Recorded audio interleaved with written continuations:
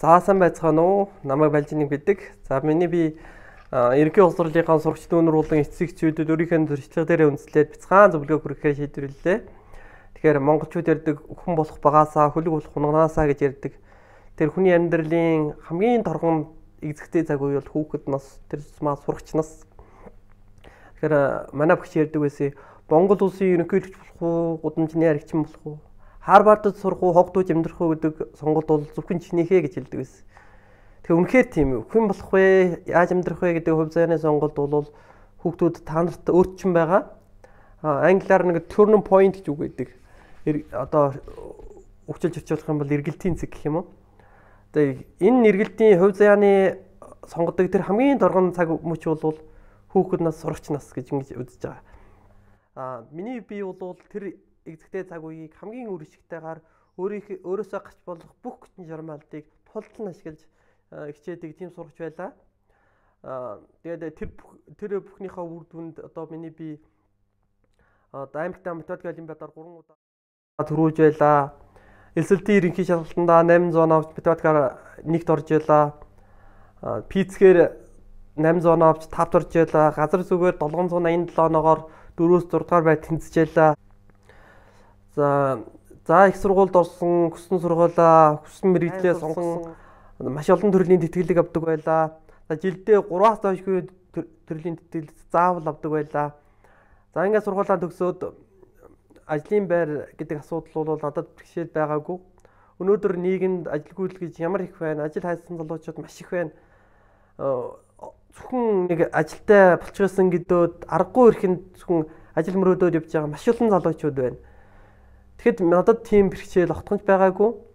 Энэ бол миний хүүхэд наснда хичээж хөдөлмөрлөж тэгж хулдал хөдөлмөрлөсний маань өчүүхэн үр дүн. Дүнгээр хэмжиж байгаа мó гэдэг асуулт бол хүүхдүүд гарч ирж магадгүй. Энэ бол зөвхөн эхлэл. За тэгэд яаж тэгж сурсан юм бэ? Би яагаад тийм жоохон хүүхэд байхдаа тэгж олон цагаар юунд дарахгүйгээр төвлөрөө суугаадсан болоо гэдэг ийм асуулт бол өөрөөсөө байг тавьж ингэж боддог. Ингээд энэ бүхнийхээ шалтгаан учир шалтгааныг тэр чадварыг дадлыг олж авсан зүйлээ дүүнэртэйгээ хуваалцах нь одоо хэрэгтэй байх гэж ингэж итгэж өнөөдрийн бичлэгийг хийж байгаамаа. Арга барил эзэмсэн тэр хамгийн эзэгтэй цаг үе надад бол 4-р ангид тохиолдсон. Тухайн үед одоо манай хичээлийн эрхлэгч манайд хичээл орд таарад тэгээд намайг анзаарч харсан байгаа юм. Тэгээд анзаарч хараад намайг дуудаад Балжин юм чи нэг эцэг хийгээ надтай уулзуулаад чи гэсэн. Маргааш нь би ээжтэйгээ яваад ицсэн хичээл эрхлэгч маань юу гэж зөвсөн гэхээр за танай хүүхэд бол одоо хоосонгүй хүүхэд байна шүү. Бас толгойтой хүүхэд байна шүү. Тийм учраас одоо нийтлэг нэг яамнаас боловсруулж байгаа нийтлэг стандарт хүн болгон сурагч болгоо үзэх ёстой. Энэ хичээлийг үзээд энэ тоог бодоод явах нь бол хүүхэд чинь хангалттай биш ээ. Тийм учраас илүү их гүнзгий төвшөнд энэ хүүхдээ сургах хэрэгтэй байна. Ийм сургалтанд явуулаа гэдэг ийм зөвлөгөө өгсөн. Одоо манай сургуулийн захирал бол математикийн багш байд харсан. Тэгээд сургуулийн захирлынхаа сургалтанд нэг 2 сар явсан. Тэр 2 сар бол үнэхээр миний одоо тэр арга барилыг эзэмших дадал болгох тэр хамгийн чухал 2 сар байсан. Тэр 2 сард ямар процесс үргэлжилсэн гэхээр би өглөө 9 гээд сургууль дээр сургалтын дараа ирдэг байлаа. Ингээд 9-оос 12 хүртэл сургалтандаа суuna. 3 цаг бол ямар ч хөдөлгөөнгүй зөвхөн хичээлээ хийгээд ингээд яц суудаг. Орж ирээд багш маань хичээлийг шалгаад ингээд би газ гэртээ очиж цайгаа уучаад эргэж нөгөө үндсэн хичээлдээ суuna 12-чаас орой 6 хүртэл суудаг. Тэгээд орой хичээл тараад би үргэлжлүүлээд нөгөө 2 хичээл болон сургалтынхаа даалгаврыг хийдэг. Ингээд шөнө унтах хүртэл хийнэ. Яг энэ процесс яг 2 сар үргэлжлэхэд хүн өөрөө ирэхгүй ингээд суугаа сурцсан байдаг юм бэл. Тэрнээс хойш яг тэр цагаас байгаа хизээч миний аав ээж намайг хичээлээ хий гэж хэлж байгаагүй. Харин эсрэгээрээ миний хөгжлийн мах хийгээрээ хаяада тоглож ял гэж хэлдэг байсан.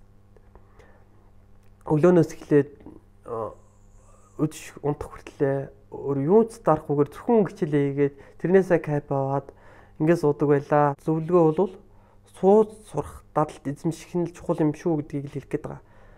За ингэж суралцахад бол одоо тусгай техник, арга барил тийм юм гэж юусоо байхгүй.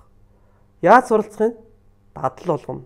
Доод нь 2 сар л Тэгээд суучих. Тэгээд дадал болно. Одоо хүүхдүүд маань яг эцэг эхийнхээ удирдлаганд хараа хялтанд ор тэгж 2 сар бүтэн өдрөж ингээд хичээл хийгээд ингээд суугаад суралцсан гэдэг бол хэцүү л ах л да.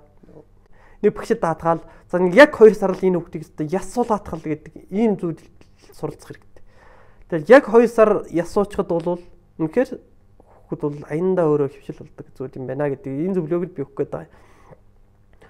Өнөөдөр одоо багш нар сургууль хүмүүжүүлэх сэтгэл зүйчдэд бол юу гэж ярьж байгаа гэхээр хүүхдийг аль болох дуртай юм хийгээд тэгээд сургаа гэдэг зөвлөгөө өгж байгаа маш их өгж байгаа. Энэ бол нэг талаасаа их зөв юм шиг байгаа.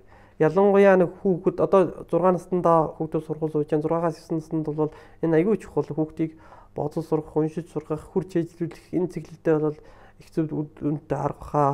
Цаашлаад хүүхэд гүнзгийрээлээд судлаад хүрдээ цаашаа яваад квадрат тэгтгэл, куб тэгтгэл, систем тэгтгэл, уламжлалт интеграл тригонометр үзээд ингээд явахаар хүүхэд зүгээр тоглож наадаа тэрийг сурна гэдэг бол энэ худлаа. Ялангуяа математикаар явах гэж байгаа хүн бол математик гэдэг бол манай багш хэлдэг гэсэн математикт хааны зам гэж байхгүй гэж. Өөрөөр хэлбэл хүн хичээж л сурна. Тийм учраас хүн сууж, бодож, бясалгаж сухаас өөрөөр байхгүй. Тийм учраас үнэхээр энэ чиглэлдээ явахчил байгаа бол хамгийн гол зүйл сууж сурах, энэ дадлыг эзэмшүүлэх. Энэ дадлыг эзэмшээгүйгээс шалтгаад болоод өөрийнхөө тэр хүүхдийнх нь төрлөх тэр ур чадвар, сэтгхүй чадварыг бүрэн дүүрэн ашиглаж чадахгүй. Эцэг эхчүүд заримдаа нэг хүүхдийг бол маш их дутуу үнэлдэг. Манай хүүхэд яаж тэгж суух юм, хүн зүйлийг ойлгох юм, яаж тэгж хөдөлмөрлөж чадах юм гэдэг. Эргээд би хүүхэд тасаа бодоод ингээд хүүхдээс тэр 11 2 дэх наснд бол хүнээс төсөөлөө өрөхгүй тийм их хүсэл мөрөөдөл, тэмүүлэл, гитэн чармаалт гардаг юм аа. Яг ингээд хүүхэд одоо энэ хүн шиг ийм мундаг хүн болно доо гэд зориг бий болоод хүүхэд төсөл тэмүүлэл бий болоод ингээд ирэхэд бол хүүхдээс бол том хүн төсөөлөх аргагүй тийм хэтэнчил мад хүүхдээс гарч яддаг. Тийм учраас хүүхдэд итгэх хэрэгтэй юм аа. Ингээд манай бичлэг таалагдсан бол subscribe дараарай. Баярлалаа. Та нартай улам илүү хэрэгтэй зөвлөгөө өгөхийн төлөө хичээх болно. Баярлалаа.